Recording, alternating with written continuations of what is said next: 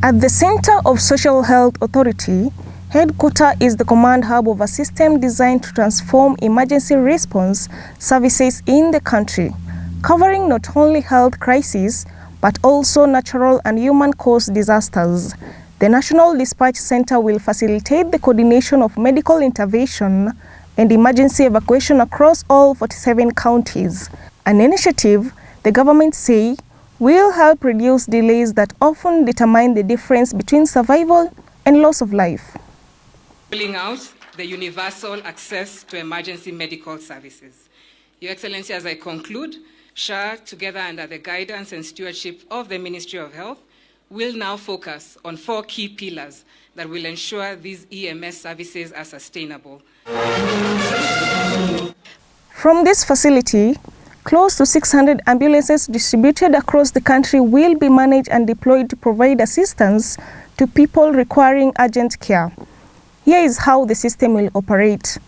Once a caller dials 922, trained medical dispatchers will immediately carry out a clinical assessment to determine the severity of the emergency.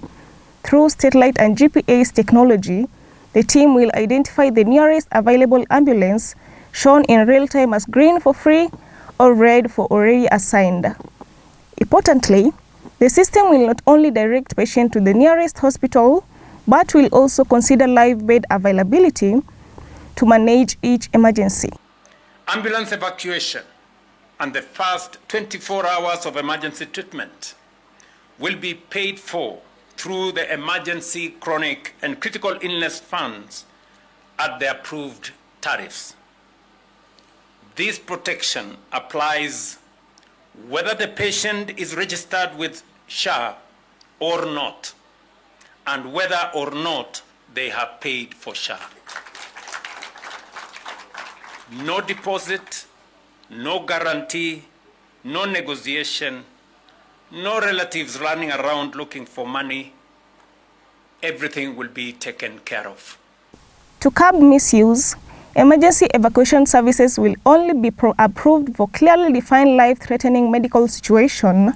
These include serious road accident injuries, sudden heart complication, stroke cases, severe breathing difficulties, acute poisoning incident, and critical pregnancy-related emergency. So funding, the Government Emergency, Chronic and Critical Illness Fund will fully cover ambulance transportation and essential stabilization procedures during the first 24 hours.